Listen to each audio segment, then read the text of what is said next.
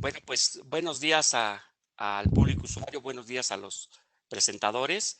La verdad que es un gustazo pues estar en mis dos casas, INEGI y desde luego en el Colegio de México, donde también siempre nos han abierto espacios y desde luego nos han apoyado muchísimo en temas de capacitación y siempre con el gusto de tener amigos acompañándonos, ¿no? En principio, pues se trata de la tercer mesa en torno a transformaciones para la sostenibilidad, donde desde luego es una meta que está en boca de todos nosotros, al menos desde hace, yo llevo 27 años en la institución, en el INEGI, y desde entonces escucho hablar del tema de sustentabilidad y de sostenibilidad, que además ahí Víctor Urquidi armó toda una paradoja en qué diferencias existía y al final creo que nunca hubo conclusiones importantes. Pero lo que vale la pena mencionar en este sentido es que pues las cosas no se detienen, ¿no? Que gracias a personas de la talla de los ponentes que tenemos acá,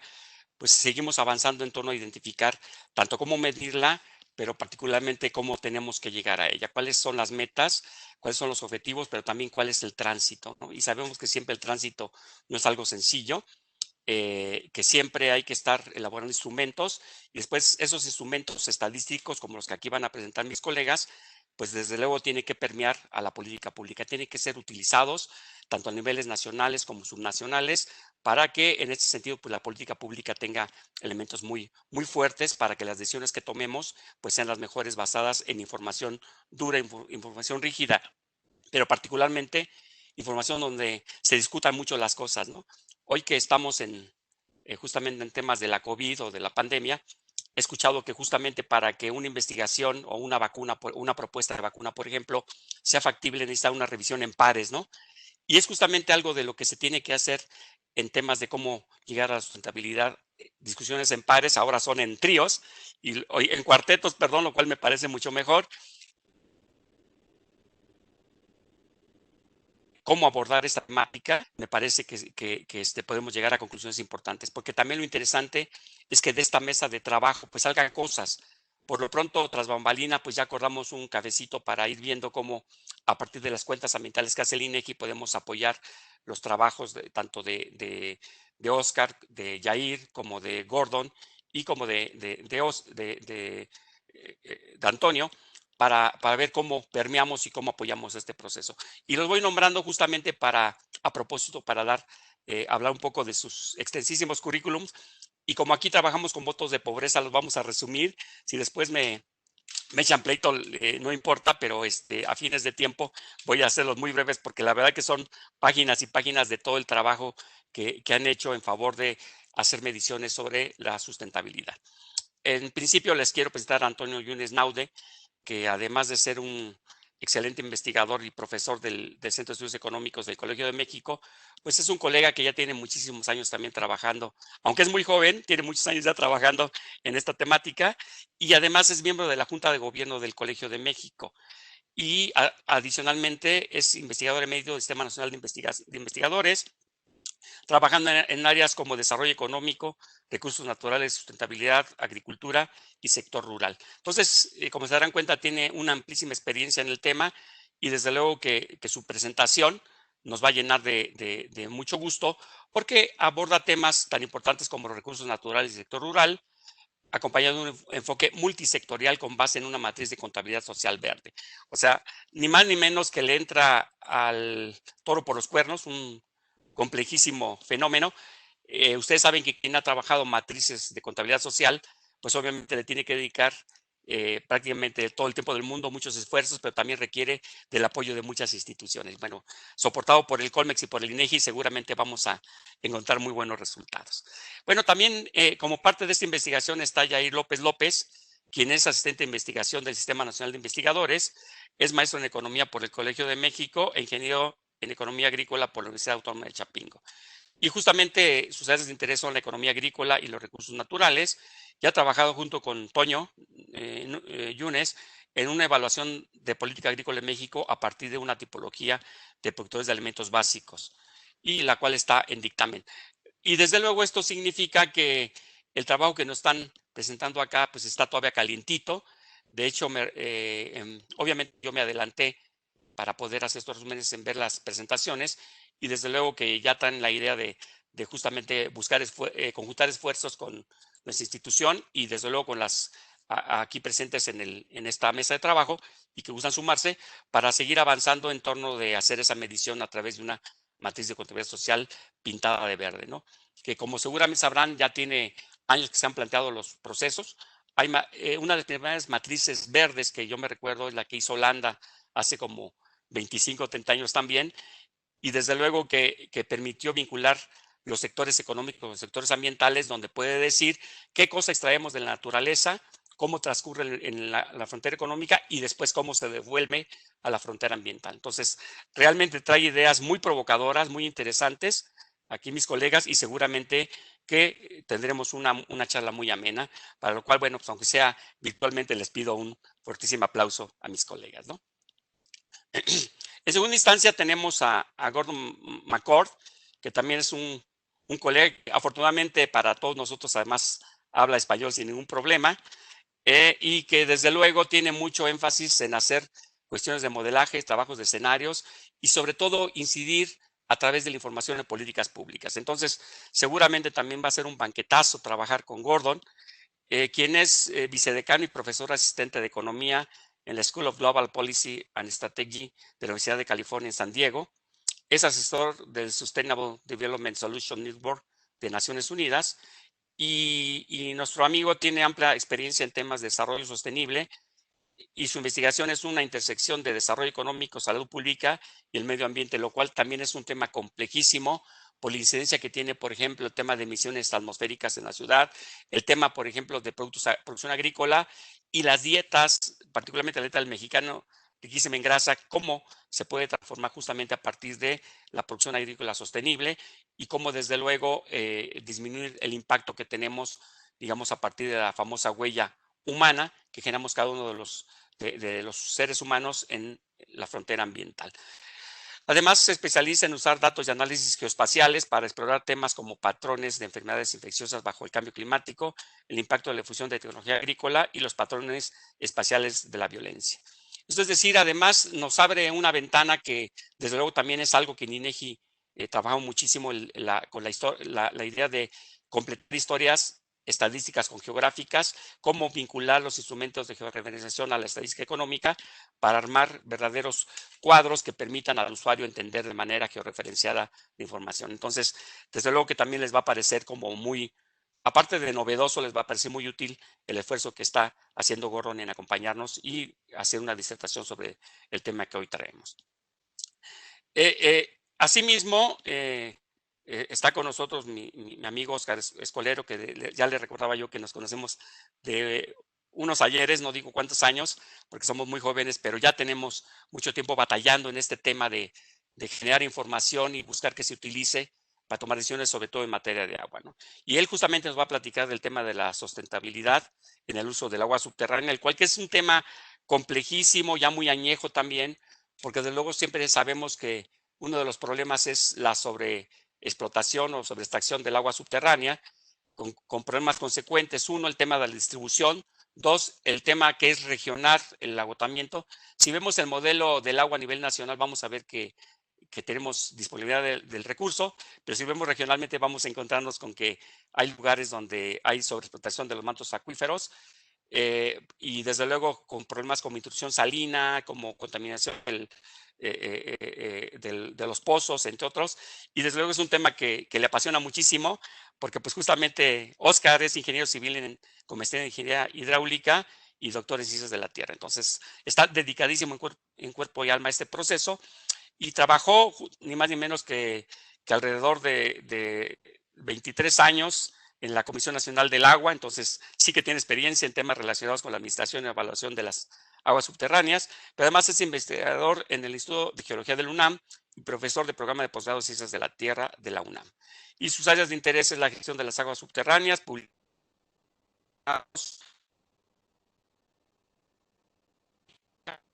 hidrogeoquímica, reservas hidrogeológicas y los aspectos ambientales relacionados con las aguas subterráneas. Oscar, la verdad que es un gustazo. Te recordarás que también en su momento, cuando se festeja el tema del agua en México, el año del del agua, se hablaba muchísimo del tema de cambio global a partir de acciones locales y seguramente es algo que nos vas a compartir. Es interesantísimo que para entender que para que lleguemos a un cambio global es importante las acciones que hacemos a nivel subnacionales. Y por eso lo puse en ese sentido, porque los compañeros se van a dar cuenta de que el problema del agua en principio es regional, aunque lo estamos abordando de manera nacional. Seguramente nos vas a mandar mensajes provocadores que nos van a ayudar a generar información o sobre todo para orientarnos en cómo vamos a trabajar. En ese sentido, pues me permito pasarle la palabra a mis colegas Antonio Yunes Naude y Yair López López del Colmex para que nos hablen de su presentación sobre recursos naturales y el sector rural, enfoque multisectorial con base en una matriz de contabilidad social verde. Solamente recordándoles que tenemos 15 minutos para que después tengamos espacio a los usuarios y algunas preguntitas que yo les he mandado. Entonces, Toño, Yair, les dejo la palabra y si quisieran compartimos su presentación, les agradezco muchísimo. Ok, muchas gracias, Raúl. Sí se ve la presentación, ¿verdad? Perfectísimo. Ok. Bueno, como bien lo mencionaba Raúl, el objetivo de esta presentación del doctor Antonio Yunes y de un servidor es mostrar un poco cómo incorporar esta relación bidireccional de la actividad económica y los recursos naturales en estudios multisectoriales, principalmente en las matrices de contabilidad social. Bueno, dentro de los propósitos de la investigación y contenido de ponencia, que dividiremos en dos partes, la primera la expondré yo y la segunda el doctor Antonio Yunes, pues tendremos como objetivo el construir una matriz de contabilidad social verde para México, en la cual nos enfocaremos en la parte del capital natural, que definiremos como el conjunto de activos no producidos en la economía. En nuestra investigación incorporamos a la tierra agrícola, la tierra forestal, los hidrocarburos, los bosques y el suelo. Y adicionalmente, dado que las actividades primarias son las que hacen uso de este tipo de recursos como insumo, pues también centraremos la mirada hacia ellas. Para la construcción de este tipo de matrices, nos remitimos a información de INEGI, particularmente, y dado que abordamos una matriz de contabilidad social, pues se hace obvio el requerimiento de una matriz de contabilidad social, en este caso una para México del año 2016 proporcionada por la institución. Adicionalmente, para tener noción sobre el stock o disponibilidad de los recursos naturales en la economía y su relación con las actividades productivas, también nos hicimos de información de las cuentas ecológicas que publica la institución, en este caso para el año 2016. Adicionalmente, en este mayor enfoque hacia las actividades primarias y al querer hacer una serie de desagregaciones en la matriz, también recurrimos a información de la Encuesta Nacional Agropecuaria para 2017, la cual trabajamos en el laboratorio de microdatos de INEGI y que fue una fuente importante de información, ya que al ser representativa a nivel nacional de distintos cultivos básicos, dentro de ellos el maíz, pues nos permitió hacer unas buenas desagregaciones en la matriz y ampliar las interrelaciones en el sector primario. La siguiente parte de la investigación que tiene que ver con la simulación de escenarios a partir de la matriz de contabilidad social que elaboramos. En este caso, utilizamos el modelo de multiplicadores y analizamos la pregunta de qué pasaría si se reduce la disponibilidad del capital natural en la economía, así como sus efectos que tiene que ver sobre la producción, el ingreso de los hogares. En la segunda parte de la presentación presentaremos algunos de nuestros resultados, así también señalaremos los requerimientos de información oficial para mejorar la construcción de este tipo de matrices, además de elaborar análisis de impactos relevantes que tienen que ver con el diseño de políticas públicas con miras hacia el desarrollo sustentable. En la parte que tiene que ver con la construcción de la matriz de contabilidad social, pues basta tal vez hacer una definición de esta. Esta la definiremos como una matriz cuadrada en la que se disponen en las interacciones en hileras y columnas distintos componentes y transacciones entre cuentas macro y mesoeconómicas. Algunas de las cuentas tienen que ver con las actividades que la matriz de contabilidad social que fue proporcionada por INEGI tiene un alto grado de desagregación, siguiendo el sistema de clasificación industrial de América del Norte. Sin embargo, al no haber el mismo detalle en las cuentas satélite que elabora INEGI, pues fue necesario hacer una serie de agregaciones en el lado de las cuentas productivas, agregando en grandes sectores, por ejemplo, manufacturas, construcción, comercio, etcétera. A la par, hicimos una serie de desagregaciones que tuvieron que ver con ampliar las interrelaciones dentro del sector primario. Para esto hicimos uso de la encuesta nacional agropecuaria, en la que, por ejemplo, desagregamos el maíz como actividad productiva, distinguiendo si la producción de maíz fue hecha en riego intemporal.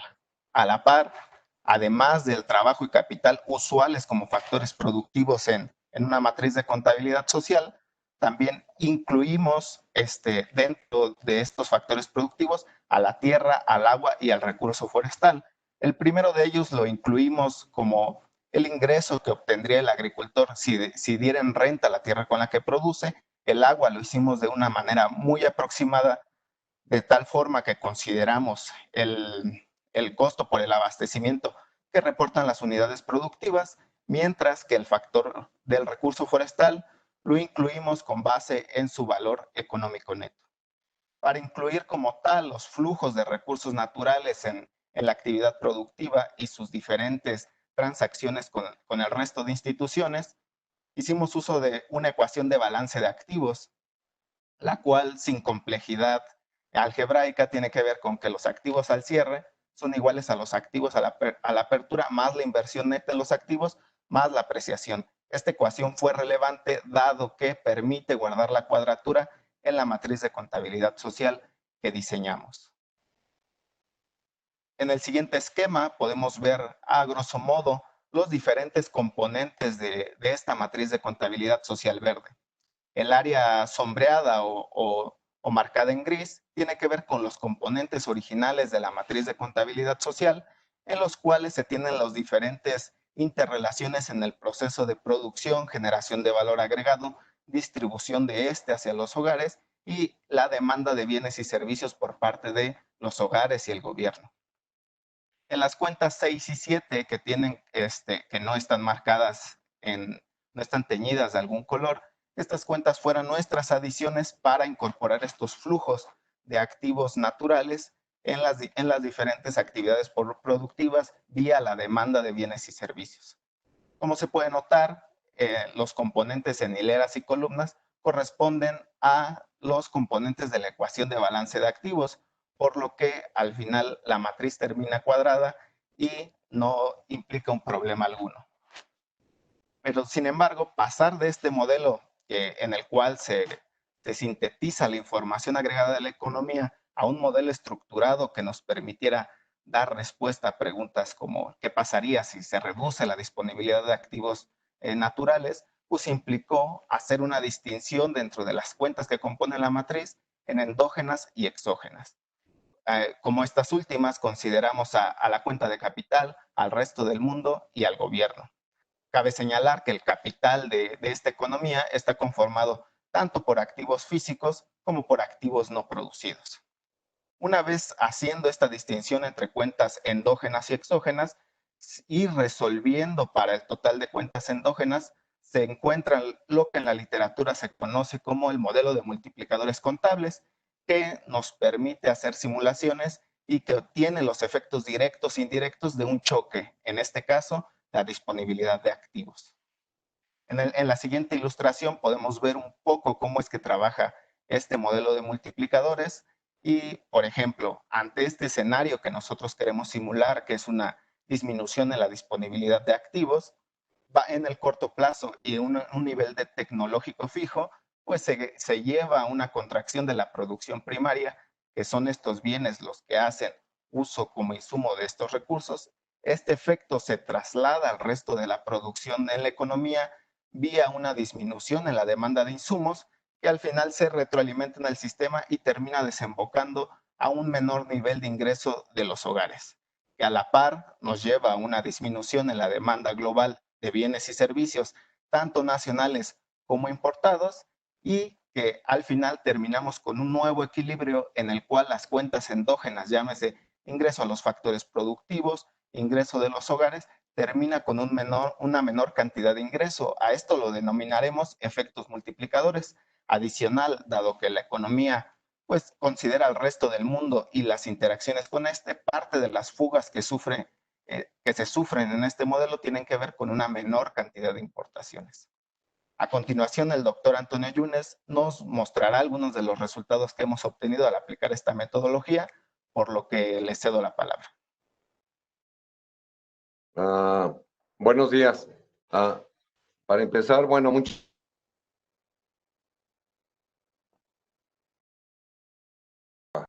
por haber apoyado estos seminarios, y en especial a Ricardo Rodríguez, así como a mis colegas Landy y María. Aquí presentamos básicamente, en esta lámina presentamos los principales resultados sobre la simulación que comentaba Yair de una reducción en la inversión en capital natural, en nuestro caso, bueno, en activos no producidos. Lo que vemos aquí, y la simulación fue una reducción del 10% en esta inversión. Aquí vemos claramente, ¿no?, los principales resultados en algunos resultados. El primer cuadro muestra los efectos porcentuales en términos del valor de la producción de algunos de los sectores que estamos trabajando, algunos de ellos, algunos están agregados, y nos centramos en los primeros, que son la producción primaria. En la segunda parte, en el segundo panel de la primera figura, igual en la segunda, son su valor en millones de pesos. Como vemos claramente, es que los sectores más afectados por esta simulación serían la producción de maíz. Es muy similar la de riego y la de temporal. Tenemos otros resultados que no hay oportunidad de presentarlos, pero en fin. Y los sectores en general más afectados de esta simulación de una reducción en la inversión en capital natural serían los sectores primarios, que son los primeros, el sector forestal. En cuanto a otro de los resultados que tenemos de los efectos multiplicadores, que serían sobre todo indirectos de la simulación de la reducción de la inversión en capital natural, vemos que los factores que añadimos a la tierra y al trabajo y al capital, que son los típicos y comunes que tienen una matriz de contabilidad social y que se estudian en la economía, tenemos a los factores que también incluimos, a la tierra, al agua y al factor forestal, y nuevamente estos tres factores vinculados con el uso de recursos naturales son los que tienen un mayor efecto negativo de tal reducción en inversión. La que sigue, por un resumen de los resultados, entonces ya los tenemos. Es que las actividades primarias las más afectadas son las relacionadas con la explotación, bueno, las actividades que más explotan los recursos naturales, como ya vimos, son las actividades primarias, y el forestal es con mucho la actividad que más se ve afectada. Después voy a comentarles por qué razones. Bueno, una de ellas es no solamente nuevamente, ¿por qué son esas actividades las más afectadas y el ingreso o el valor agregado de los recursos naturales? Básicamente vienen de los efectos indirectos. Bueno, por un lado, vienen porque por sí mismos son las actividades que más usan recursos naturales que estamos incluyendo en la matriz y en el análisis, pero también a esto se le suman efectos indirectos, resultados que no tenemos oportunidad de mostrarlos, que se los podemos mostrar si no los piden, es que la reducción del ingreso de los factores, como vimos en el segundo cuadro, lo que implica es una reducción en el ingreso de los hogares, lo cual trae consigo una reducción en la demanda. Como sabemos, una gran parte de la demanda de los hogares, sobre todo cierto tipo de hogares, es para bienes del sector primario, alimentos, maíz, etc.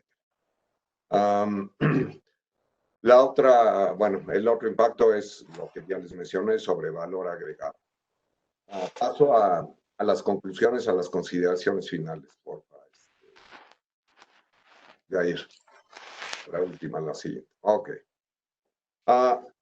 Así nuestras reflexiones finales son, bueno, espero que con esta rápida repasada del estudio que hicimos, es que es muy, muy importante incluir a los recursos naturales en los estudios de desarrollo y sobre todo dentro de o a partir de un enfoque como el que usamos de multisectorial.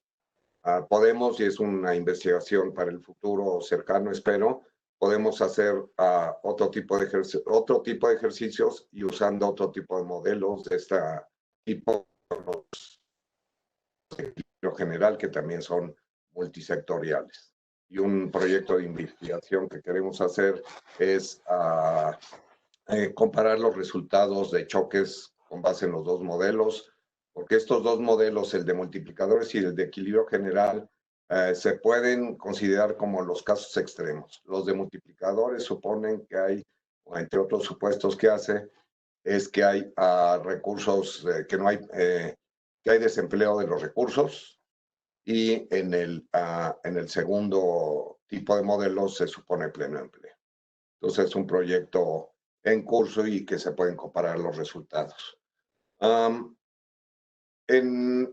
Bueno, nuestros resultados, como decía Jair al principio, pueden contribuir al diseño de políticas para el desarrollo sustentable y en particular, bueno, para empezar, muestran los efectos negativos que puede tener la sobreexplotación o la no recuperación de los recursos naturales utilizados en la producción.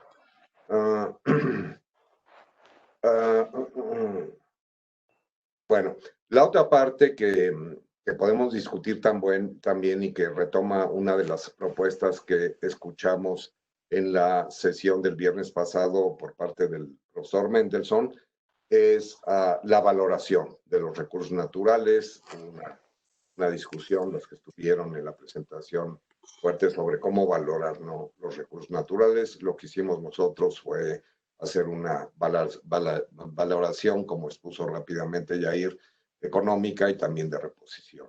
Y hay métodos alternativos, como todos sabemos, sobre cómo valorar, cómo hacer valoraciones distintas.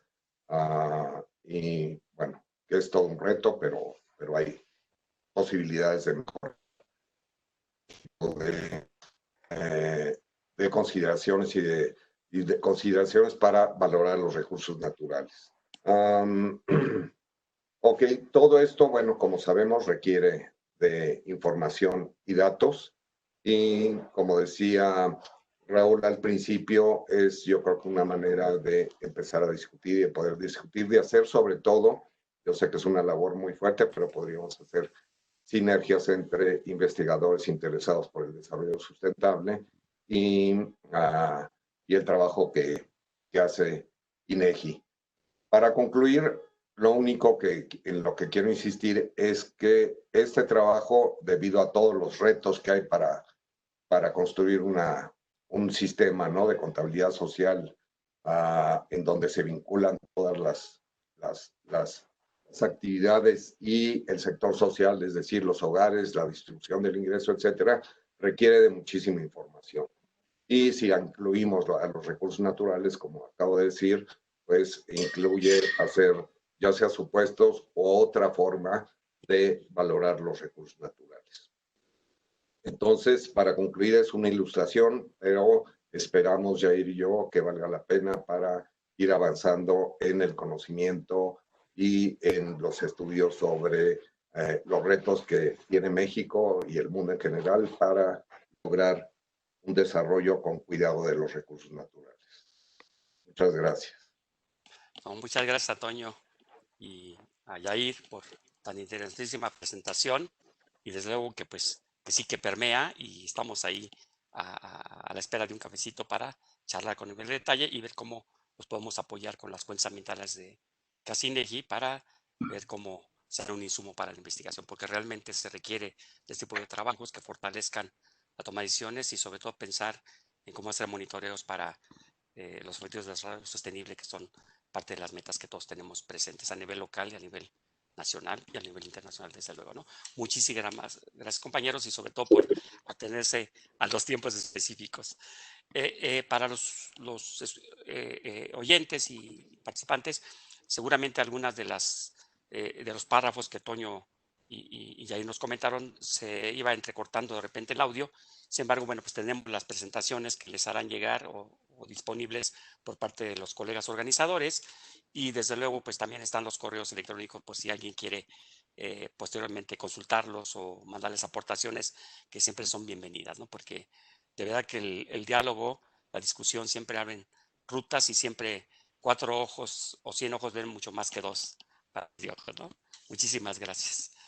Y bueno, a continuación, pues le dejamos el reto a mi amigo Gordon McCord, de la Universidad de California, con su análisis integrado de sistemas para apoyar la toma de decisiones en el ámbito de la sustentabilidad, y desde luego siempre con el reto de cómo hacer cosas tan difíciles en prácticamente 15 minutos, Gordon.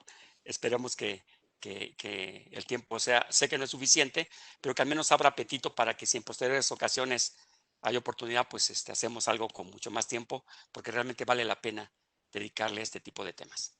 Adelante, Gordon. De acuerdo, gracias, Raúl. Buenos días a todos. Gracias al INEGI y al Colmex por la invitación, y a mis colegas presentes. Es un gusto compartir unas ideas con ustedes. Voy a hacer un argumento de la importancia de un tipo de modelación, de análisis integrado, que va más allá de lo que hacemos en la economía, sino la importancia del trabajar explícitamente con expertos en los otros temas relevantes. Voy a hablar hoy de la dinámica de uso de suelo y la importancia de modelos que explícitamente incluyen los conocimientos de la biodiversidad, los recursos forestales, la hidrología, la agronomía, la salud pública, porque sin tener todas esas dimensiones, cuando estamos hablando de un problema que tiene desafíos planetarios en todos esos ámbitos, es difícil llegar a articular una trayectoria que sea coherente en todos esos campos. Así que ese va a ser el resumen de lo que voy a quererles compartir. Hablando del desafío de uso de suelo a nivel mundial, para los que trabajamos esto, es un desafío muy hablado, bastante obvio, que el uso de suelo y la agricultura en general, o en particular, constituyen el 30% de las emisiones de gases de efecto invernadero, que tenemos más de 2.000 millones de hectáreas de suelos agrícolas ya degradados a nivel mundial. Tenemos un sistema de comida que, por un lado, tenemos a millones de personas viviendo en la pobreza y la desnutrición, y tenemos a 2.000 millones de personas con obesidad.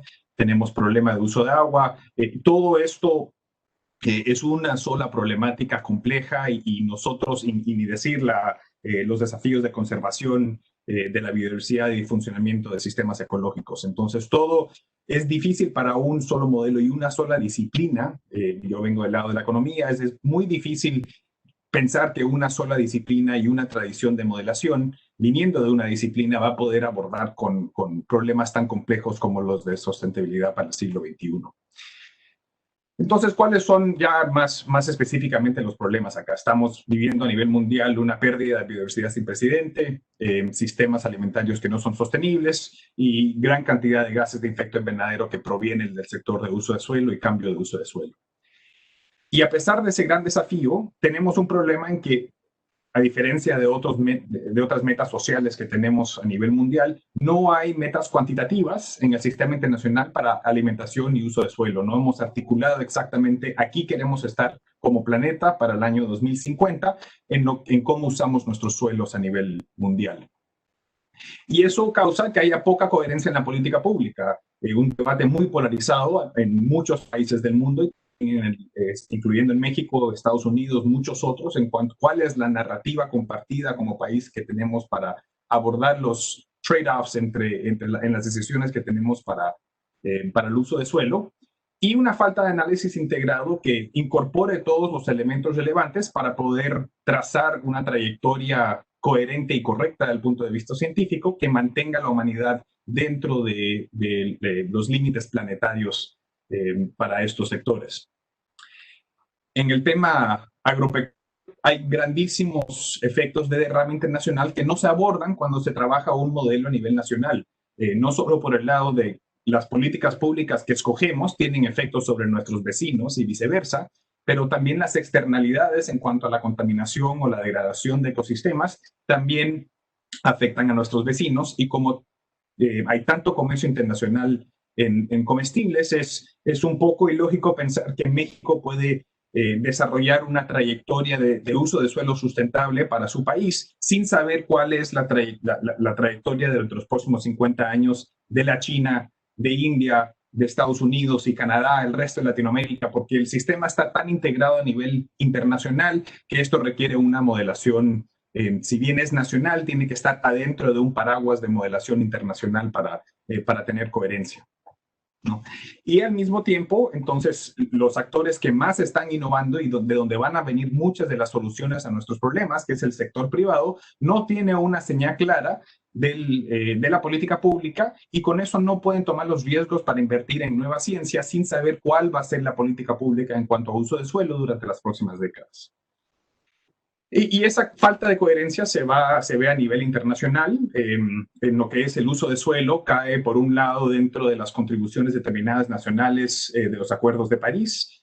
También hay otro proceso completamente independiente donde cada país tiene que desarrollar su estrategia nacional de biodiversidad, y eso cae bajo la Convención de Diversidad Biológica. Y estas dos estrategias, si bien tienen impacto sobre el ordenamiento territorial, no están coherentes la una con la otra. Eso es por el lado internacional. Por el lado nacional, vemos que en todos los países el uso de suelo abarca varias partes del gobierno. En el caso mexicano hay secretarías de Agricultura, Medio Ambiente con diferentes comisiones, salud en cuanto a la dieta saludable, comisiones como Conavio, y siendo un país federal, tienes decisiones que se toman a nivel nacional, a nivel estatal y a nivel municipal, que todas tienen incidencia sobre el uso de suelo. Entonces es difícil pensar que vamos a llegar a una estrategia coherente nacional que resuelve problemas para ecosistemas, para biodiversidad, para la salud pública, para la producción y para el cambio climático, todo a la misma vez, sin una nueva narrativa y un nuevo proceso que permita esta coordinación.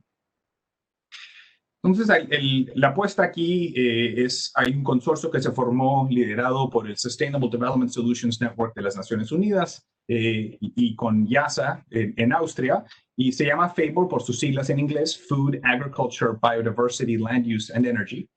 Y la idea es hacer este tipo de modelación para ver si países pueden elaborar trayectorias que sean coherentes desde el punto de vista económico, para que el uso de suelo para mitad de siglo llegue a cumplir con las necesidades humanas, que al mismo tiempo llegue a cumplir con compromisos nacionales e internacionales de conservación, y al mismo tiempo llegue a reducir a neto cero las emisiones de gases de efecto invernadero del sector. Esa es la idea, todo dentro de un marco de comercio internacional realista.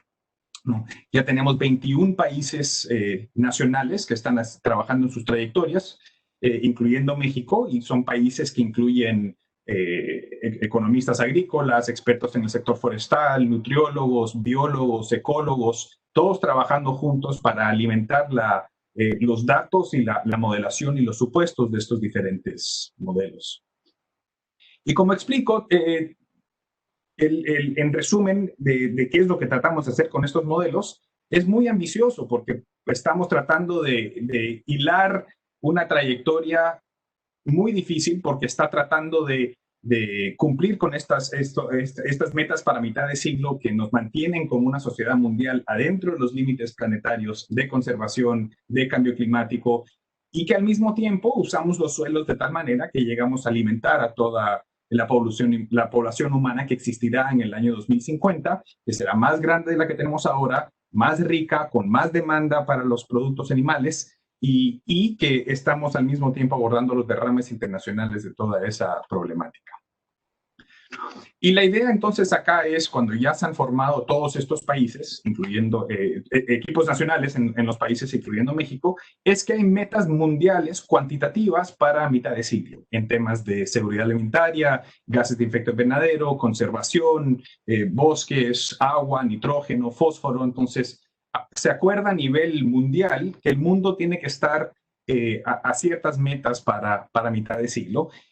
Y de ahí, si bien no hay metas a nivel nacional, porque en el proceso internacional, como bien saben, en el Acuerdo de París no existen metas a nivel nacional y la idea es que todos los países presentan sus propias metas y sus propias trayectorias para llegar a metas mundiales. La idea aquí es la misma. Y la idea de trayectorias como un método para resolver problemas al final es el centro de toda esta problemática, algo que hacemos mucho en economía, pero de nuevo aquí la diferencia es que son modelos mucho más interdisciplinarios y que nos llevan al 2050, nos dejan tener diferentes escenarios. Si la política pública fuera tal, ¿cuál sería la trayectoria de nuestro país? Pero si escogemos esta otra opción, ¿cuál sería la trayectoria de este país? Y después que se conecta a la dinámica internacional para que cambios que hagamos en la política pública en un país tendría un efecto sobre precios internacionales, cambios sobre exportaciones e importaciones, y eso tiene efectos sobre el resto de los países. Así que tienen que hacer desarrollos de trayectorias nacionales científicamente basadas a largo plazo, que de ahí se conectan a las trayectorias de los otros países dentro de modelos económicos de comercio internacional. Esa es la idea. ¿Y por qué la importancia de estas trayectorias? Tenemos varias experiencias de cómo estas pueden informar la política pública. Primero, estos son proyectos de STSN. A la izquierda, un proyecto muy similar sobre la descarbonización del sistema energético. Antes de París, en muchos casos no había ningún país, la verdad, tenía una trayectoria específica de cómo sería descarbonizar nuestro país. O sea, los países estaban debatiendo si firmar o no firmar el Acuerdo de París. En Estados Unidos estábamos con la gestión de Obama y si bien apoyan a la agenda medioambiental, la gestión de Obama no estaba seguro si tenía sentido para Estados Unidos firmar los acuerdos de París porque no se sabía si esto implicaba que el PIB nacional caería un 20%, un 30%. Algunos decían que solo con volver a la época de la piedra sería la única manera de descarbonizar. Y nadie había sentado a un grupo de ingenieros de sistema a decir, a ver, hablemos con lujo de detalle, planta por planta, cuál sería el proceso de descarbonización y cuánto costaría.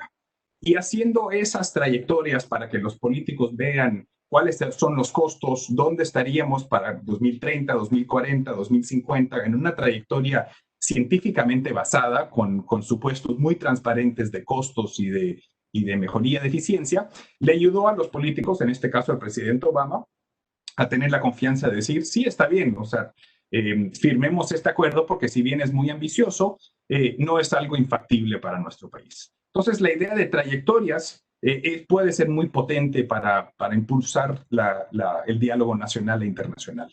Y la idea aquí es hacer lo mismo para uso de suelo. Y al lado derecho tenemos uno de estos modelos que trabajamos de equilibrio parcial con resolución geográfica y el ejemplo de Brasil, que ya va una década adelante de todos los otros países en cuanto a incorporar este tipo de modelo y la idea de escenarios y trayectorias con resolución geoespacial que aborda agronomía, bosques, todo lo demás, y que lo pusieron en ley, que cualquier propuesta de ley tiene que ser evaluada con este tipo de modelo bajo la Institución Nacional de Investigación Espacial, el INPE de Brasil, y presentada al Congreso antes de pasar la ley. Entonces, en este caso fue una propuesta de ley prohibiendo un moratorio en la expansión de la soja, y acá lo que se presenta es cuál es deforestación prevenida si esa ley fuera a pasar. Y eso se presenta al Congreso antes de poder pasar dicha ley. Esa es la idea de este tipo de trayectoria y cómo informaría una política pública más fundamentada en la ciencia. Y es un buen momento para hacerlo. Tenemos metas compartidas entre los ODS a la izquierda, los acuerdos de París. Todos estamos de acuerdo a nivel mundial de cuáles son las metas cuantitativas que queremos para el 2030 en cuanto a los ODS, el 2050 en cuanto a París. Entonces ahora ya no tenemos que debatir metas y lleguemos a debatir directamente cuáles son las trayectorias. En el caso de México se ha formado un excelente equipo de varias instituciones, como digo, de agronomía, del lado forestal, del lado ecológico, todos trabajando y trayendo el conocimiento de sus diferentes campos a alimentar estos modelos. se alimentan todas estas, ya se crea el modelo mundial, cada país lo toma y lo comienza a alimentar con los datos de su país. En el caso de México, un país que tiene mucha riqueza gracias al INEGI y otras instituciones, que se pueden alimentar con datos muy ricos de agricultura, por ejemplo, del CIAP, del lado de biodiversidad, todo el trabajo que tiene Conavio. Todo eso puede ir alimentando este modelo integrado. Y en el caso mexicano, voy acá a poner en verde los datos donde donde hay muchos datos para este tipo de trabajo, como digo, uso de suelo actual, biodiversidad, comercio internacional. Todos estos se necesitan para un modelo coherente. En dietas humanas, que hemos trabajado con el Instituto Nacional de Salud Pública, todavía hay mucho más por entender si queremos tener un modelo desagregado a nivel geográfico, entendiendo bien el presente y el futuro de las dietas mexicanas. Para el sector agrícola tenemos mucho del CIAP. Todavía podrían haber mejores cosas en cuanto a proyecciones del sector agrícola bajo cambio climático en México. Y del sector ganadero hay mucho menos. Entonces, estos modelos necesitan mucho sobre productividad, densidad de rumiantes. El sector ganadero, como bien saben, tiene mucho impacto sobre la dinámica del sector de uso de suelo. Y en México hay una escasez de información sobre el sector ganadero en comparación al sector agrícola y en comparación a lo que existe en el sector ganadero en otros países. Al igual, pérdida y desperdicio de alimentos, datos que muy pocos países lo tienen, pero también es fundamental para entender a grandes rasgos cuánto se tiene que producir en México para abastecer las necesidades de la población.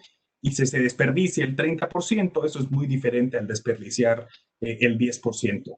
Y estos tipos de datos no existen de manera confiable.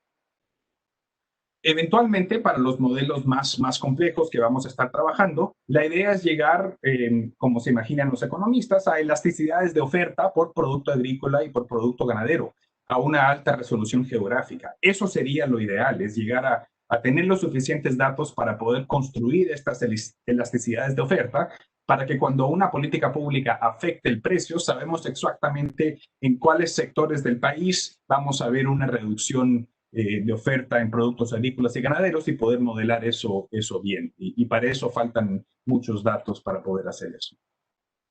Entonces, el primer modelo, solo para terminar rápidamente y ver los ejemplos de lo que se pueden hacer, tenemos modelos que integran todos estos sectores. Se pueden hacer diferentes trayectorias, por ejemplo, business as usual por un lado, hemos incorporado todos los programas que ya existen en el contexto mexicano, de reforestación, de dietas que promueve el gobierno, áreas naturales protegidas que ya existen, todo lo demás. Y después se puede elaborar como ejemplo, una trayectoria sostenible donde hay algo mucho más ambicioso. Hay más áreas naturales protegidas, hay una reforestación compatible con un compromiso internacional que se llama el Bond Challenge, que es mucho más ambicioso de lo que se está haciendo en México, por ejemplo. Hay una dieta mexicana en el 2050 mucho más saludable, con menos para una parte de la población que está sobrenutrida, que consume menos en productos animales. Hay tecnologías de agricultura y de ganadería que son más sustentables y todo eso para ver cómo afecta la dinámica del sistema. Entonces, y produce diferentes trayectorias. Estos son ejemplos, nada más no son para analizar como resultados específicos, pero a la derecha tenemos cuántos salen gases de efecto invernadero del sector uso de suelo en México bajo el business as usual en la línea negra y bajo un escenario mucho más sustentable con las políticas que estamos incorporando. A la izquierda se ven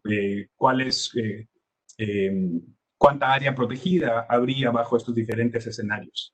Se ve cómo sería la dieta mexicana, cuánto sería la autosuficiencia nacional por sector, viendo qué es lo que se va a estar produciendo en estos diferentes escenarios en el 2050.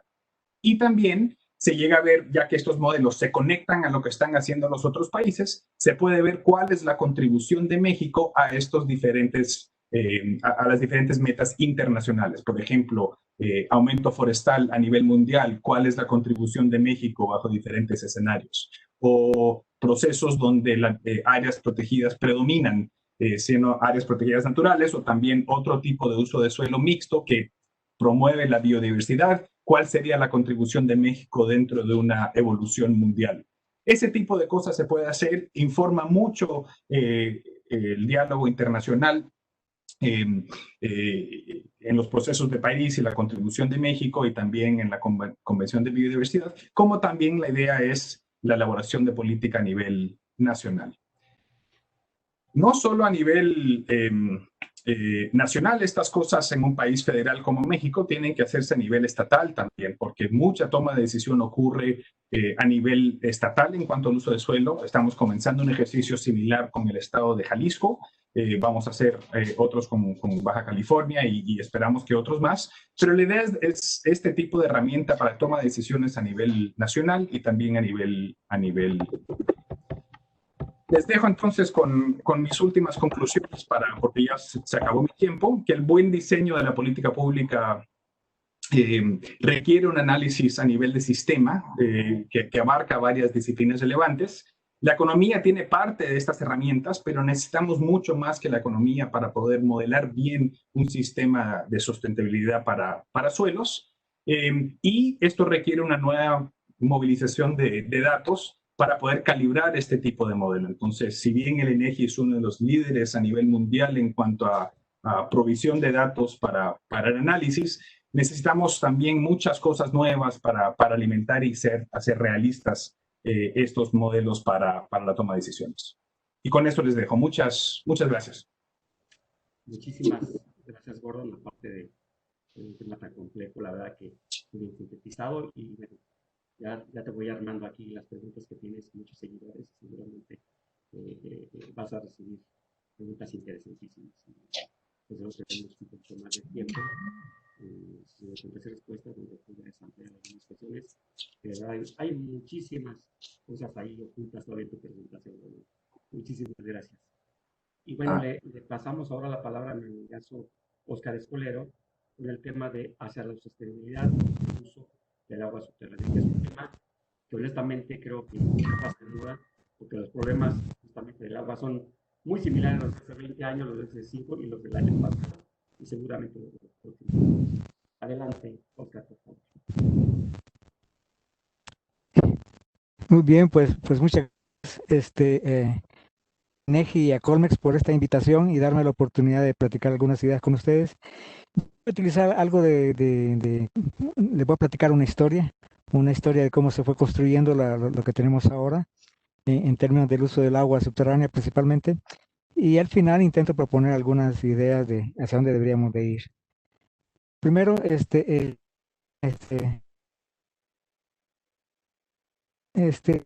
figura que está mostrando es una gráfica que muestra cómo ha sido el incremento del uso del agua subterránea.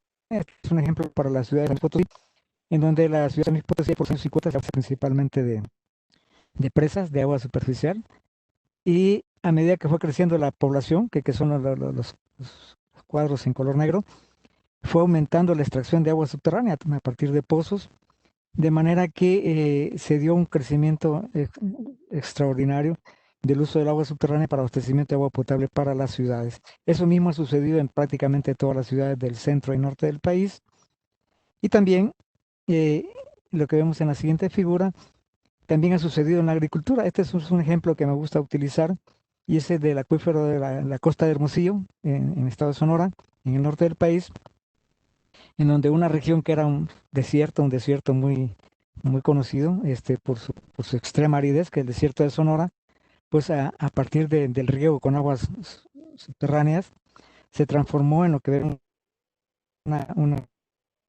una zona muy productiva, donde se produce una gran cantidad de tanto para consumo nacional como,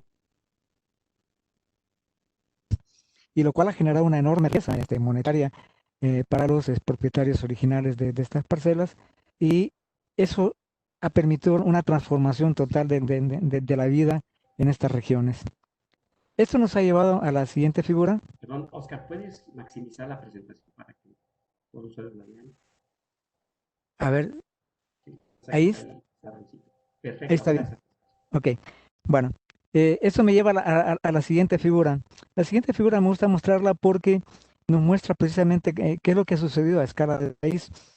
En la parte superior izquierda tenemos lo que es la precipitación media anual, donde podemos ver que tenemos desde zonas donde llueve más de 2 metros por año, estamos hablando de las sierras en Oaxaca y Chiapas, hasta la zona de del norte del país, en Baja California, Sonora, Chihuahua y Coahuila.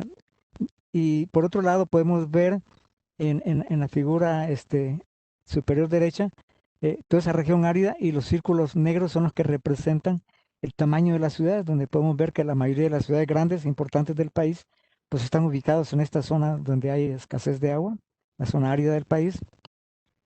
Y luego, si vemos la figura inferior izquierda, estamos viendo colores verdes oscuros. Este es por municipios en base a, no es actualizar los datos, pero da una idea del panorama de la riqueza de los municipios. Los municipios en color verde oscuro son de los municipios con mayor nivel económico del país, mientras que los municipios en color rojo son los municipios más pobres del país. Y si comparamos las dos figuras, vamos a ver que efectivamente los municipios más ricos están donde hay menos menos precipitación y menos abundancia de agua. Y a la inversa, los municipios más pobres están donde hay más abundancia de agua. Eso nos lleva a esa paradoja que antes se pensaba que la riqueza de las regiones estaba relacionada con la abundancia de agua. Y nuestro país es inversamente proporcional. ¿Y cuál es la razón? Bueno, de la inferior derecha, en color rojo están marcadas, con base en los datos de Conagua, las zonas donde hay explotación intensiva de agua subterránea y donde se ha llevado a cabo una extracción intensiva con una serie de efectos que vamos a ver más adelante.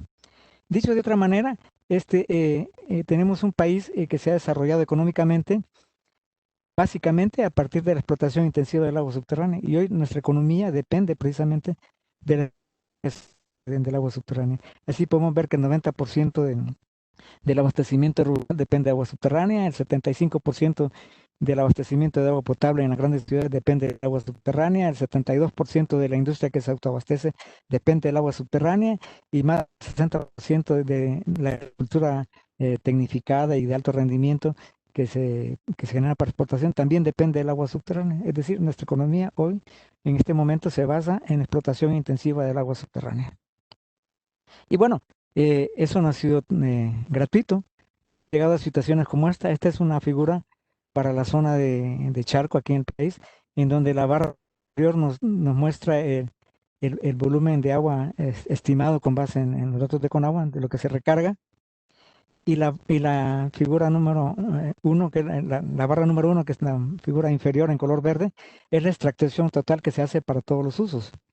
Si nosotros quisiéramos tomar el criterio que comúnmente se utiliza, que era equilibrar la recarga con la extracción, tendríamos que reducir los usos, y básicamente, por un lado tenemos que, en este caso, el agua potable representa mucho más que la recarga.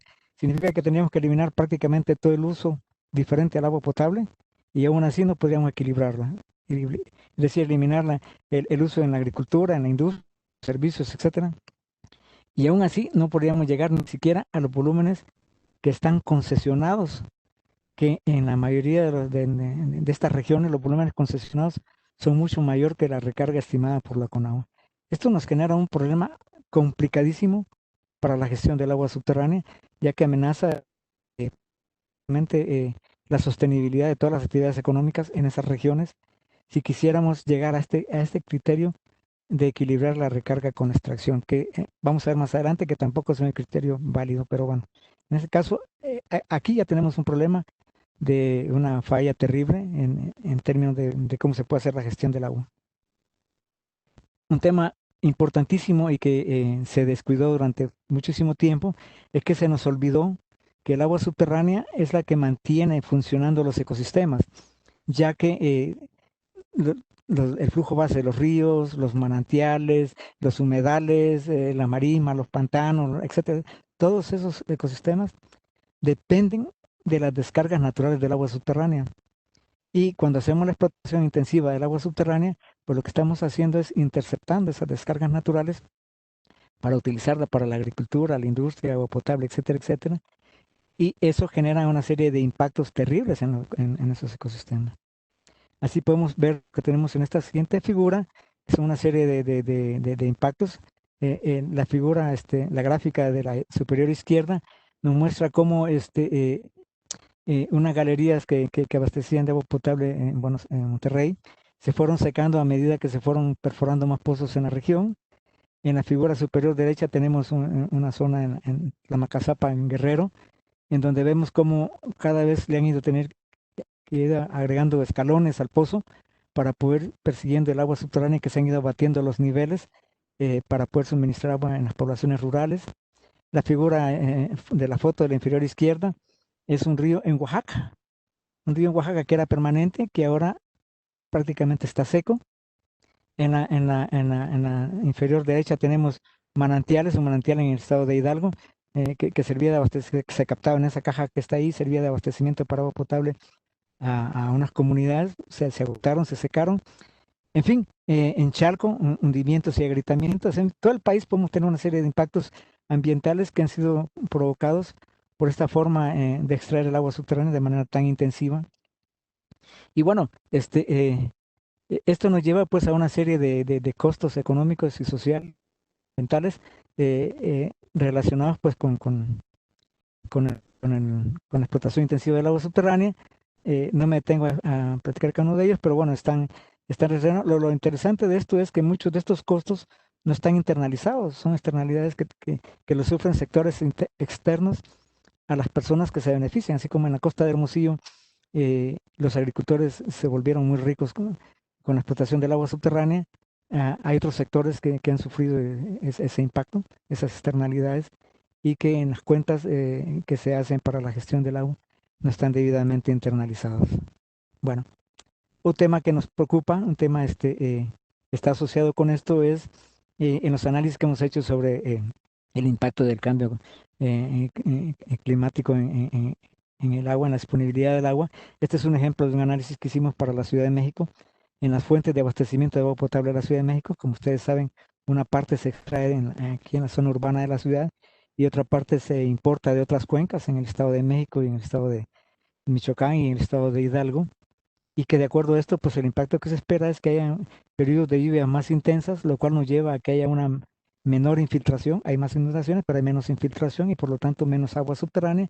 Y por otro lado, aumento de las temperaturas, que lo que hacen va a ser que aumente la evapotranspiración y por lo tanto aumenten las salidas y las descargas naturales de agua, lo que nos lleva a reducciones en la disponibilidad de agua que van desde el 10% hasta el 17%, dependiendo de la región y la zona, lo cual es un escenario bastante preocupante en términos de si aún así tenemos una problemática ya que venimos arrastrando, esto nos va a complicar un poco más la situación.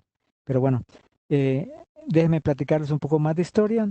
Esta figura muestra una evolución de cómo ha sido la gestión del agua subterránea desde los años 40. Se comenzó con diferentes estrategias, instrumentos y formas de hacer las cosas. Se comenzó trabajando con vedas que no funcionaron, obviamente, y desde los años 60 se comenzó a trabajar con la idea de hacer reglamentos de acuíferos, es decir, la veda no era suficiente, sino que había que hacer una reglamentación de cómo extraer el agua. Esos reglamentos después, en los años 80, se abandonaron y se comenzó a trabajar con el concepto de crear organizaciones de usuarios. Las primeras se llamaron grupos del agua, ahí por los años 87, 88. Y después eso se instrumentó en la Ley de Aguas Nacionales desde el 92, que son los famosos cotas que ahora se manejan. Y se comenzó a trabajar con la idea de elaborar planes de manejo de manera conjunta, participación de los organizados en los cotas, como resultado de que los años de gestión, de diferentes estrategias de gestión. Bueno, déjenme regresar nuevamente a la costa de Hermosillo. Esta figura nos muestra la historia de la costa de Hermosillo, que comenzó ahí por 1946, cuando se establece el riego y a base de agua subterránea, se comenzó a extraer agua subterránea, y cómo el agua subterránea fue aumentando, son las bolitas en color rojo, fue aumentando hasta llegar a una cantidad de 1,000 y tantos millones de metros cúbicos que se extraían para suministrar, y eso fue lo que generó toda esa riqueza. Sin embargo, cuando se hizo el primer estudio en 1954, se estableció que la recarga media anual era de 360 millones de metros cúbicos, Y entonces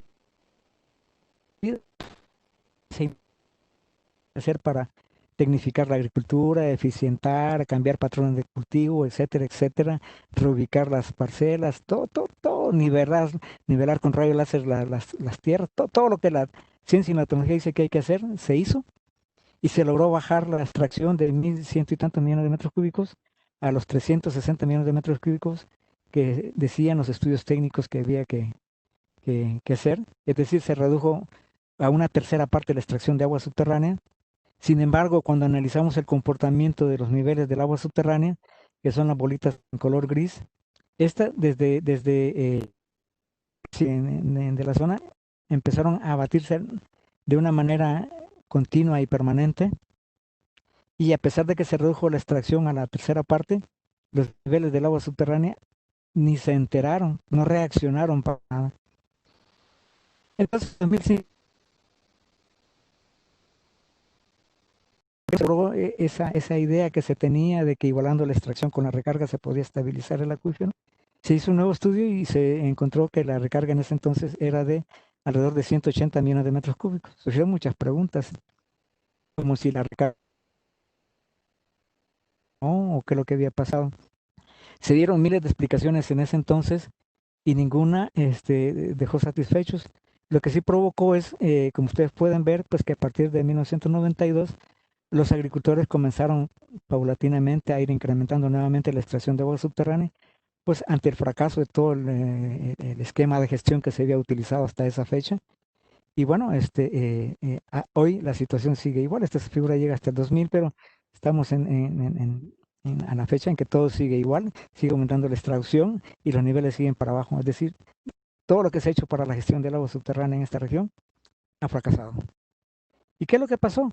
Bueno, ahora que estamos analizando un poco más fríamente las cosas a la vista de varios años, lo que sucedió fue que se nos olvidó y nunca nos dimos cuenta que la costa de Hermosillo no es un sistema aislado, sino que forma parte de todo un sistema regional de flujo de agua subterránea que tiene una conectividad hidrológica con todo lo que sucede en la cuenca del río Sonora, de manera que a medida que se fue estableciendo bombeo en las partes altas de las cuencas, se fue interceptando la recarga que eventualmente llegaba a la parte baja de la costa y por lo tanto se redujo la recarga neta.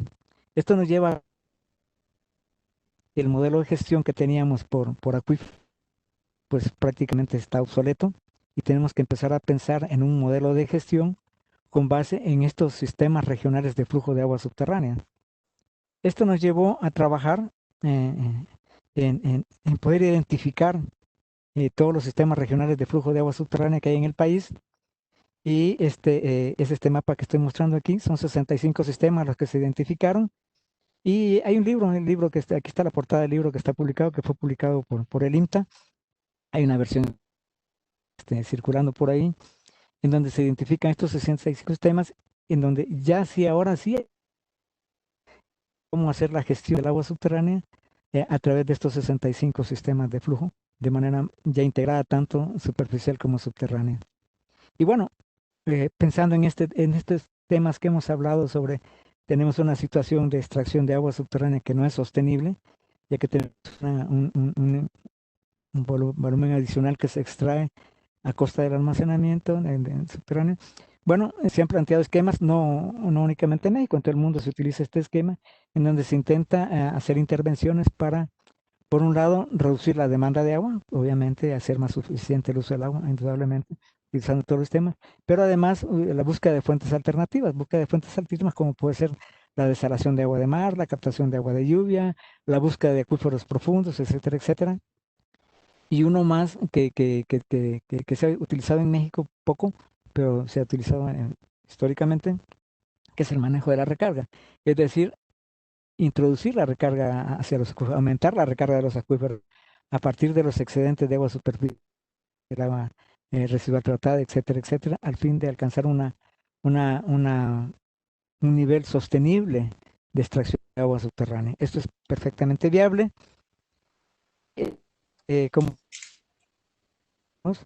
tenemos a la izquierda, es una planta de ósmosis inversa que está en la planta del Cerro de la Estrella, donde se hace el tratamiento a nivel terciario del agua residual para poder inyectar al subsuelo. Otro ejemplo está aquí abajo. Este es un ejemplo que se hizo en 1953. En la Ciudad de México se construyó una presa sobre el río Miscuac y el agua que se mandaba a una serie de pozos de infiltración y estuvo funcionando hasta 1973, que quedó abandonado el sistema por falta de mantenimiento, etc. Pero bueno, este es todo un esquema.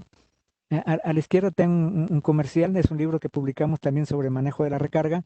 También fue publicado por el INPE y se puede descargar libremente por internet, donde hay toda una serie de esquemas y métodos y formas para hacer esta recarga y hay ejemplos de todo el mundo. Pero en fin, esta es una forma de entrarle y regresamos al concepto este de poder retomar los sistemas regionales de flujo. Y entonces la propuesta aquí es que como se ha estado haciendo ahorita la gestión por acuíferos y por cuencas, pues ya no funciona. Está demostrado sus limitaciones para poder atender estas problemáticas y la propuesta es establecer una gestión del agua donde las unidades de gestión pues sean los sistemas regionales de flujo y esto obviamente requiere realizar integrados entre aguas superficiales y subterráneas. Hasta ahora, como ustedes saben, pues se maneja independiente los balances de agua superficial y los balances de agua subterránea, cuando en realidad están íntimamente interconectados. La participación de la sociedad, pero no una participación de manera que la sociedad esté informada, sino que la sociedad se haga corresponsable a través de gestión, un tema que es básico y que tiene que ver bastante con el tema, pues es la implantación de un sistema nacional de monitoreo de aguas subterráneas. No existe. Existe un sistema de Perfecto. monitoreo de la lluvia, existe todo un sistema nacional de la red hidrométrica de monitoreo de niveles de los ríos y todo eso, pero no hay de agua subterránea. Las mediciones con agua, que cada vez tiene menos recursos, pues son muy limitadas. Hay regiones en el país donde se está explotando intensivamente el agua subterránea y no se ha medido en los últimos 30 años los niveles. No se han identificado muchos problemas de contaminación porque no se mide la química del agua subterránea, etcétera. Mucho menos hay datos confiables sobre la extracción de agua subterránea, principalmente en el sector agrícola.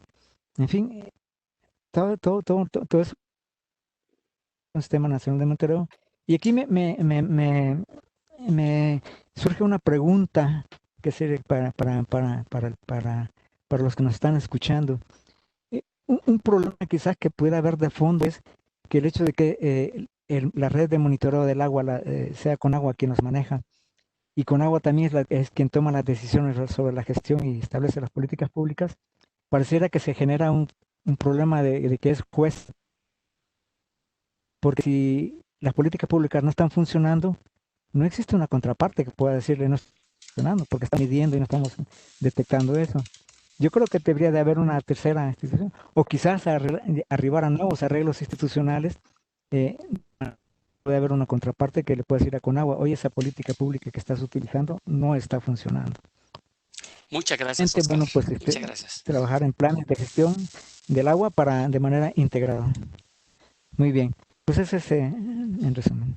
Gracias. Te agradecemos muchísimo, Oscar, realmente muy, como anticipaba, muy provocadora tu presentación, porque desde luego remueve conciencia y si en algún tema no podemos andarnos con mucho tiento es en el tema del agua, ¿no? El efecto que tiene tan directo del agotamiento y contaminación de los mantos acuíferos se nota rápidamente en todos los sectores, en la economía y en el consumo. Entonces, es un tema realmente interesante, ¿no?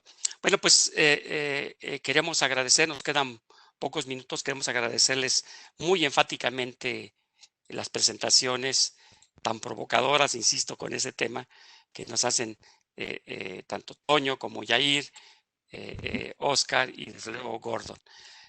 Vamos a tratar de, pues dado el tiempo, a resumir algunas preguntas y pues, a lo mejor empezamos una para cada quien y al final tomar unos 5 minutos para hacer un resumen que me parece importante para que pues algo nos llevemos todos, o iba a decir nos llevemos a casa, nos quedemos en casa con algún mensajito por ahí, ¿no? Entonces me gustaría empezar con una pregunta detonadora que también, reitero, muchas las he tomado del chat.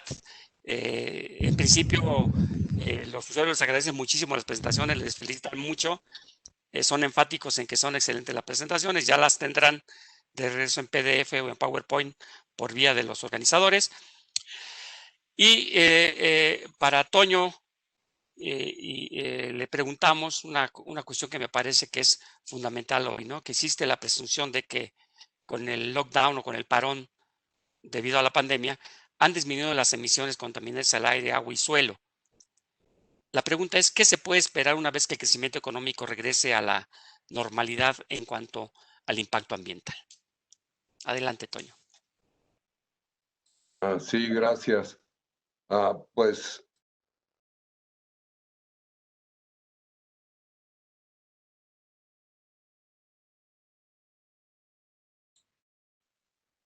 ¿No se escucha, Toño? uy, ¿ya me oyen? Ya. Ok, perdón. Mi respuesta, y va a ser muy rápida por el tiempo, pues va a sumar la visión pesimista que a partir de los problemas que hay con el uso del agua en México. Y mi reflexión al respecto, ¿no? Sobre qué va a pasar después de la pandemia a raíz de que se ha reducido, ¿no? La sobreexplotación de algunos recursos naturales, etcétera, es que mi impresión es, por lo que escucho, por lo que se dice y por las intenciones, no solamente en México, del gobierno mexicano, sino en otros países, Estados Unidos, por ejemplo, es que lo que se quiere es retomar el crecimiento económico y me temo que todas estas problemáticas y cuestiones del desarrollo sustentable y el uso más eficiente de los recursos naturales se va a olvidar. Y ahí termino, yo creo, y entonces mi visión es pesimista respecto al futuro y después de la pandemia. Pero dejo a los colegas opinar sobre mi perspectiva, que no es muy optimista, que digamos. Perfecto. ¿Alguno de los colegas quiere responder esta misma pregunta? Porque tenemos ya las preguntas dirigidas, pero si alguien quiere levantar la mano, porque sí me parece que es un tema interesantísimo. Quizás nada más para dar un contrapunto rápido. En el ámbito internacional, recordemos que Europa está pasando un Green New Deal. Va a haber una retórica verde fuerte viniendo de Europa, y si los demócratas ganan en Estados Unidos, Biden ya tiene una plataforma fuerte que entraría con el tema medioambiental integrado desde el primer día. Entonces, por lo menos en el ámbito internacional, puede que haya un énfasis en esta agenda post-COVID que no estamos viendo ahora. La verdad tiene muchísimas preguntas, pero bueno, voy a tratar de pensar que interesan lo que acabas de escuchar. Que es bancadista, pero que no se dice que ustedes están los efectos disponibles, es la gastos naturales a partir de una transición, lo cual nos lleva a una pregunta. Luego, entonces, ¿cuál es el valor correcto de los activos y de los servicios ambientales? Por favor, Jair. Pues es una pregunta un tanto compleja, dado que hay muchas técnicas de valoración ambiental y cada una difiere en los supuestos que se ocupan, así como en la cobertura. Por ejemplo, hay muchas técnicas de preferencias reveladas que, si bien pueden dar un valor exacto, dado que los que valoran los bienes son los individuos que interactúan con ellos, al final de cuentas, aplicar esa cobertura nacional se vuelve un tanto complejo. Entonces, como lo mencionaba el doctor Antonio Yunes, si bien nuestra metodología está como sujeta a estas técnicas de valoración, no hay como tal una certeza de cuál es la estrategia correcta. Bien, en sesiones pasadas también se hablaba de, depende a quién le preguntes, ¿no? O sea, el gobierno puede tener unos valores que pueden estar inclinados hacia la maximización de la ganancia, pero tal vez en comunidades rurales que conviven con los recursos, su valoración es un tanto distinta. Entonces, desde mi punto de vista, no hay como una respuesta contundente, dado que depende de las condiciones y de la cobertura del estudio. Si es la metodología que nosotros elaboramos, la hiciéramos quizá para una región un poco más pequeña, una matriz de contabilidad social a nivel regional o o comunitario, entonces quizás se podría hacer como una valoración independiente a lo que se tiene en las cuentas ecológicas de México y dar mayor certeza a cuál sería este efecto, que quizás sería mucho más grande de lo que hemos estimado. No sé si el doctor Antonio Yunes quiera agregar un poco al respecto. No, sería todo, para dar más tiempo y oportunidad de respuesta a los colegas. Gracias. Muchas gracias, Yair. Muchas gracias, Toño. Vamos a pedirle a Gordon también que nos acompañe. También para Gordon hay preguntas buenísimas y algunas metodológicas, algunas cuestiones de voluntades políticas, pero hay una que me parece importantísima y abusando de que me tocó moderar, pues que también comparto esa misma pregunta y te la envío, Gordon. Se entiende que las adaptaciones del modelo al contexto nacional se vuelven una lista de sugerencias claramente necesarias para alcanzar las metas objetivas al 50-50. Entonces, en un entorno sostenible se espera casi duplicar la extensión de las áreas naturales protegidas. Es decir, se observa en tu presentación que casi el 30% del territorio nacional. Entonces, la pregunta es, ¿hasta dónde es posible realizar estas adaptaciones más allá de solamente la buena voluntad? Por favor, Gordon. Sí. Buena pregunta. Solo para aclarar una cosa, ¿no? Que estos modelos no son modelos de predicción, son modelos de toma de decisión, que cómo evolucionaría el sistema si el gobierno fuera a ser X o si el gobierno fuera a ser Y. En el caso de áreas protegidas naturales, en el caso de biodiversidad en general, como comenté al comienzo, no hay una meta cuantitativa a nivel mundial. Entonces, hay diferentes metas que se están poniendo sobre la mesa para consideración. E.O. Wilson comenzó con una de ellas hace unos años ya, la idea de Half Earth, dejar el 50% del territorio mundial para la biodiversidad. Esa fue una propuesta cuantitativa. Ahora, una que está saliendo es esto de que cada país debería tratar o apuntar a tener el 30% de su territorio como área protegida natural. Entonces, en este caso, la idea al desarrollar una trayectoria sustentable para México, se puso ahí, pues, qué pasaría en el sistema si México adoptara ese camino en sus áreas protegidas naturales. ¿Cómo afectaría esto en la producción agrícola? ¿Cómo afectaría en las otras partes del sistema de uso de suelo? Entonces, no es una predicción de qué es lo que va a pasar y tampoco es algo que necesariamente hay voluntad política en estos momentos en el país para hacerlo. Simplemente es tratando de delinear cuál es lo factible, qué es lo técnicamente factible. Por ejemplo, es posible que México sea autosuficiente en comestibles y al mismo tiempo proteger sus áreas o incrementar las áreas protegidas naturales al 30%. Ese tipo de interrogación se puede hacer con este tipo de modelo. Muchísimas gracias, Gordon. Al final siempre se queda más ganas de seguir preguntando. Chat han invadido prácticamente a los colegas y hay dos preguntas que me parecen, bueno, una es una contribución para lo que nos comentaba mi amigo Oscar Escolero, y hay una pregunta que también vamos a mandarle. Adolfo Carranza nos manda una contribución diciéndonos que el Coneval tiene ese rol de evaluación de las políticas públicas y justo establece que el programa 217 de riego agrícola es ineficiente para minimizar la demanda del recurso, aunque es uno de los objetivos del programa. Bueno, te la dejo abierta, Oscar, pues quieres comentar al respecto. O bien, pues hay otra pregunta muy buena también de Loarri Isaura Gabriel Hernández, donde pregunta cuál es la opinión en materia de aguas para el tratado comercial con nuestros vecinos del norte. No sé si quieras comentar a la primera o a la segunda, Oscar, por favor.